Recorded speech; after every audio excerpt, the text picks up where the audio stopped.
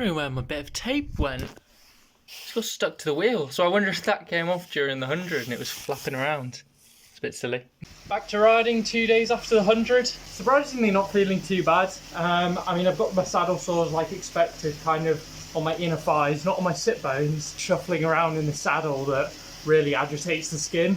But not too much worse than after the 50 really. Had the same loss of skin in the same areas. Get antiseptic cream on it for the next few days, and I've just done 2 hours zone 2 and generally feeling alright, so can't complain with that really, can I? Hot spots on my feet, my feet got really sore. They're still pretty sore yesterday, but got significantly better compared to after the race on Sunday.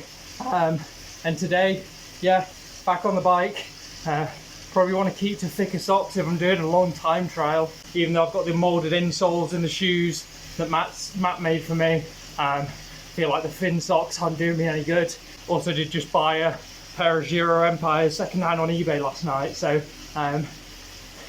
maybe changing across to a higher quality pair of shoes rather than these plastic Shimano ones might do me well as well, but we'll see.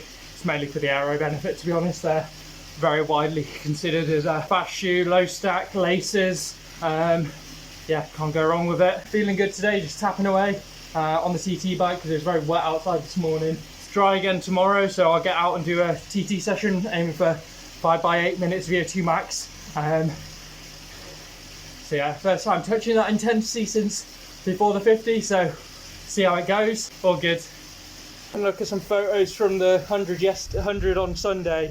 My valve cover definitely did come off, so I was hearing some strange noises at points. I thought I might have got a flat and then that sealed. Some sort of hissing noise, so that would have been the electrical tape that I was using as my valve cover, was like stuck to the chain stays and obviously was flicking against the wheel. Make sure that's nice and stuck on so it's not going to come off again. But yeah, back on Zwift, got a 60-day free trial, so might as well, you know, be rude not to. Still having to control from the kicker. Zwift just doesn't seem to be able to control my kicker core properly. It's the same with my whoosh. Tried a bunch of different things, but doesn't seem to be right. Got the cork on Zwift and then control the kicker from the head unit. Nice clean tape job taping the valve hole. Just peel it off from the bottom corners. So I did it before and it lasted a while, but obviously came off during the 100, but yeah, should be good. Hey guys, it's Wednesday. Getting out for a TT VO2 max session today, kind of my first one since before the BC champs. Get the legs used to it, get that fitness on the rise again, and yeah, should be good. I've got 5x8 starting again, back increasing the length of the reps again, and then I'll bring them down as over the next few weeks. So starting with 5x8 minutes, kind of did that session probably 10 weeks ago. I did it on the turbo, but get outdoors, do some better power, and see how it is. Get out in the TT lid as well. I mean, I've been out did my aero testing in the lid, rode the 100 miler in this new Rudy helmet, but again, it's a relatively comfortable helmet, so doing my efforts on it, see what it's like, how it feels to get my head nice and tucked in. So yeah, get out on the road and see how it is. There we go, got the session done. Bit of a scuffed 5x8 minutes. Past Malin Bridge for the first one, and I had to, car comes past you, it's just like, the car's just like, see a cyclist, like, I need to get past, and like, they don't look up the road to see if they're gonna have to come on to a stop, so they come past you and then they slam on the brakes. It's like, fucking morons. So that kept happening on that road. I tried, first one, it wasn't too bad. I had to wait for 10-second pause in the middle, 10-second pause after 2 or 3 minutes, and then I kept going. Leg is shaking. To have a pause in the middle of that first effort.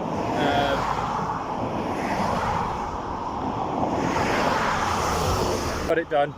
Decent first effort, like 4:30ish for 8 minutes. Then the second effort, it was even worse. I had to properly come to a stop for 30 seconds, and it was about halfway, so It was basically 2x4 minutes with a short rest in between. Not quite the same stimulus as the 8-minute effort, but as I was halfway through, I didn't want to restart it, so I decided to keep going and make it 2x4. Then I tried twice more to use that same road because I'm like, oh, can I get a clean run of it? Go for the KOM. But you know, 1 minute in, twice, 2 or 3 times in a row. Did I try the third time? No, I think I just did it twice in a row where got a minute in, cars would overtake and then slam on the brakes, and I'm like, have to come to a stop. It's like, brilliant guys, well done. I abandoned that road, did a different road up through Riverland Valley, did the 8 minutes there, and then Manchester Road for the last 2. First one up Manchester Road, I decided to keep going, so it was 10 minutes. So my 5x8 minute session was 8 minutes with a small break, 2x4 minutes, 8 minutes with a break, and then a 30-second sprint at the end. Like 7.5 minutes break, 30-second sprint, then a 10-minute effort, and then this last one normal. I've done about 8 minutes. Yeah, a bit all over the place, but that's what you kind of have to do outside. You have to adapt to. Obviously, I've only got. But yeah, Manchester Road is just the most reliable for it because you don't get cars doing. Yes, it's fast and it's yes, there's cars moving fast and overtaking you and stuff, but they're not going to overtake you and then come to a stop. No turnings off the road really. So yeah, you get a clean run of it. That's why I tend to do all my efforts here, especially on the TT bike when I'm rocking the 62 tooth. But yeah, just head back now. Be a bit over 2 hours. Good stuff. Fuga de la fuga de la fuga de la fuga. Winner will be the rider who crosses the finishing line. Away go the youth number 16 and number 14 open race here in Sheffield. So around the first corner, making sure you beat this number 16 and 14 on the way in and through.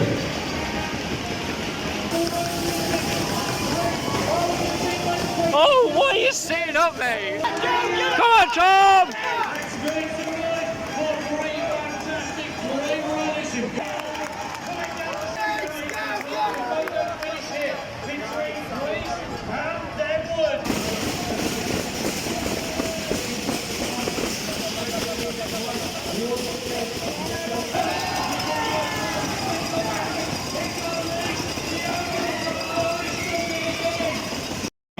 Bike round to make sure so you can see it. We don't want to do.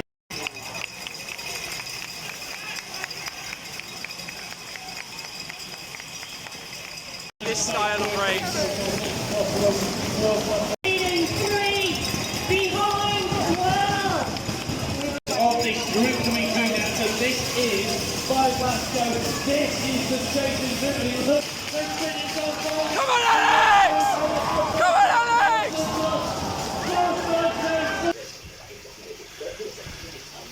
That's a chunky boy. Coming to the end of a 3 hour zone 2 ride on the turbo, spending some time in TT position.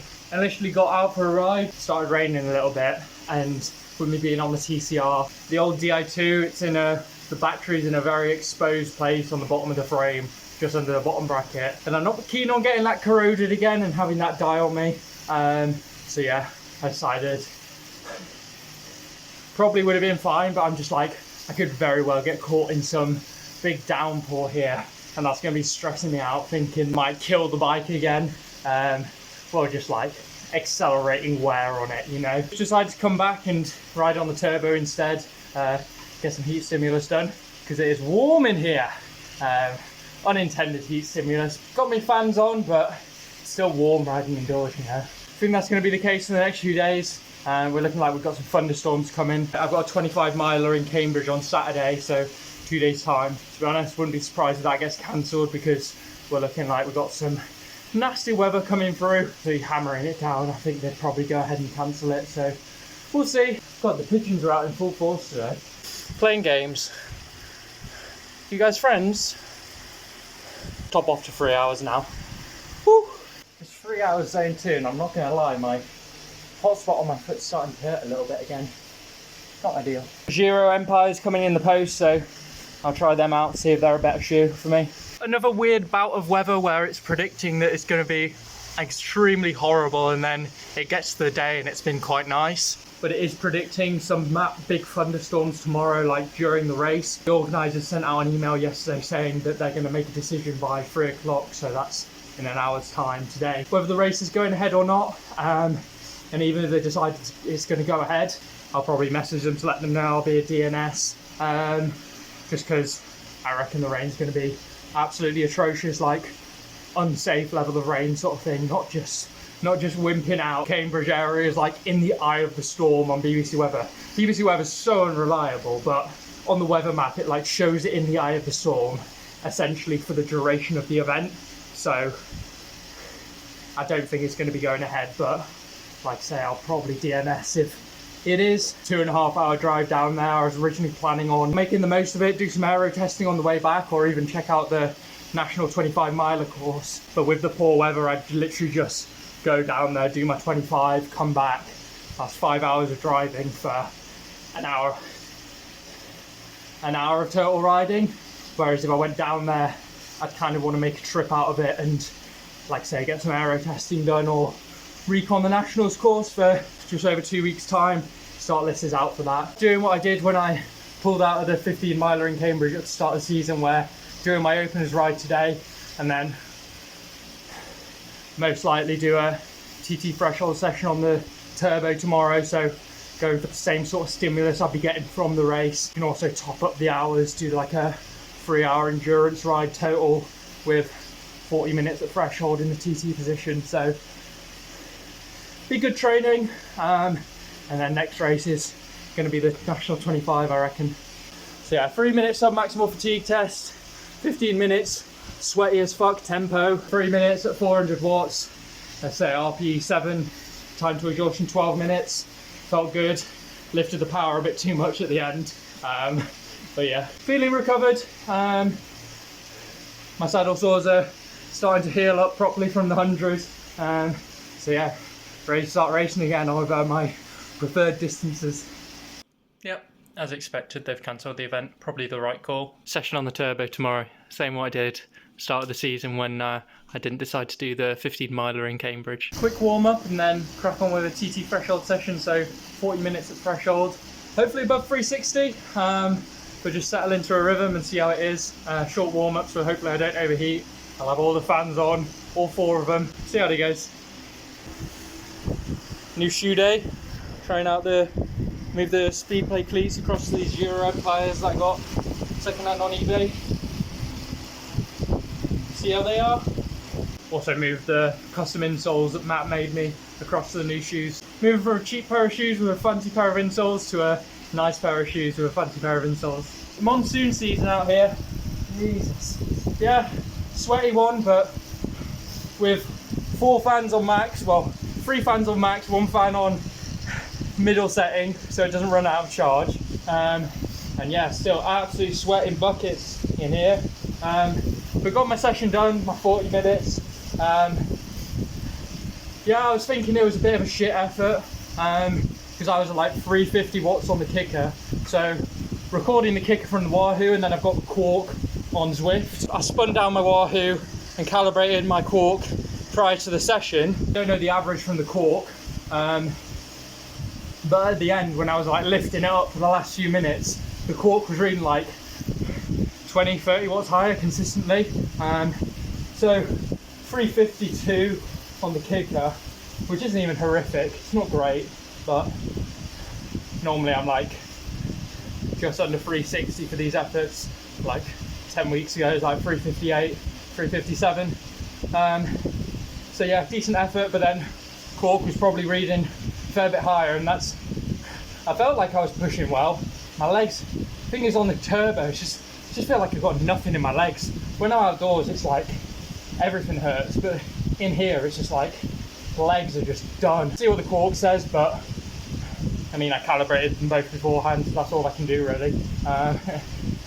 Not too fussed. I know the internal load of that session was good because I pushed fucking hard. The external load might not reflect that. Chill out a bit now, probably douse my face and cool off, and then crack on with some more zone 2. Maybe a couple of torque efforts. Haven't done them in a good while.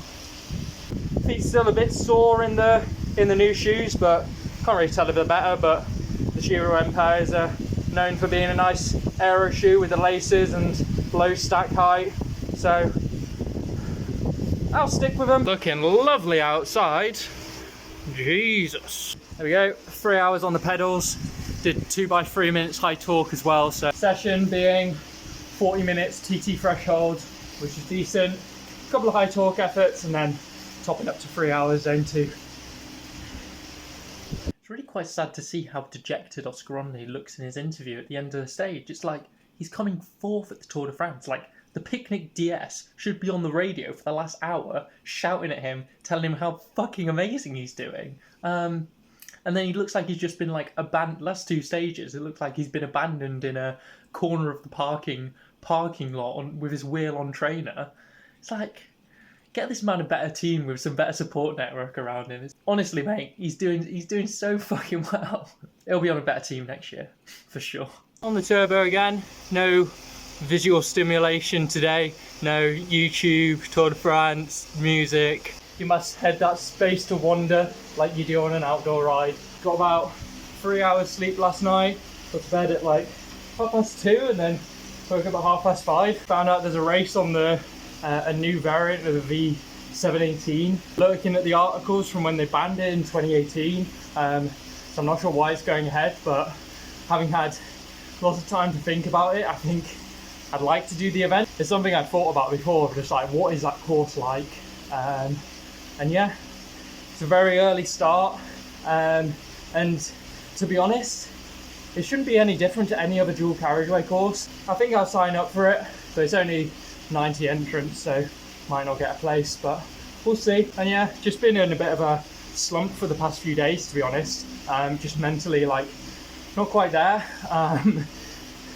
Not been depressed or anything, it's just like, I'm not normally like, woo, let's go! But I definitely haven't been for the last few days. I've just been going through the motions, just like, not up for anything, but equally like, no resistance to getting things done. It was just like, okay, I've got my opener session on the turbo, just crack on with it. Done a bit of thinking about it, and not entirely sure why, to be honest. There's no particular reason, but I know my sleep hasn't been good for last few months, really. It feels like forever. It's just like I naturally end up falling asleep really late and then getting up really late and then feeling like I have no hours in the day. So it's kind of a blessing in disguise getting no sleep last night. So hopefully I'll be absolutely shattered this evening, get to bed at 10 o'clock or something, and then try and keep to a normal person's schedule of work, getting stuff done during the day. Trying to get more little meaningful tasks done, just things on the to-do list, just checking them off sort of thing, rather than feeling like all I've done with the day is ride the bike for a couple of hours and I'm knackered. I did some writing, I did a bit of some writing of like philosophy type stuff, and after doing that it was like, I didn't come to a conclusion as to why I was feeling that way, but I certainly felt much better despite the lack of sleep. Getting my ride done early so I can get stuff done afterwards as well. Also done a little bit of positional change, see what that's like on the bike. With the lowest stack height of the Giro Empires, I honestly felt like lowering my saddle. It didn't feel quite right, so I lowered the saddle, but in turn lowered the extensions as well. Dropped the saddle by a centimetre, dropped the extensions by a centimetre, which is more than the change in stack height of the Giros. Compared to my old shoes, but I really don't mind that low saddle. I mean, my saddle's been higher than on my old TT bike, and yeah, just pedaling for the last hour or so with it like that, and it feels pretty good and looks good as well. Really nice and bunch compact position. Obviously no testing, but my testing's a bit whack anyway, so seeing aero will have to do. But yeah, I think it looks good, like dropping everything down by a centimetre. So long as it doesn't cause some sort of breakdown in your position, it's going to be faster. The main thing is just power drop off, but to be honest, I feel like I'm such a macro adjuster. I'll have a look over the next few days, but I doubt I'll be able to notice a difference, and I'll be absolutely fine in this new position. Right, 2.5 hours zone 2 on the turbo with some TT adjustments. That'll do me.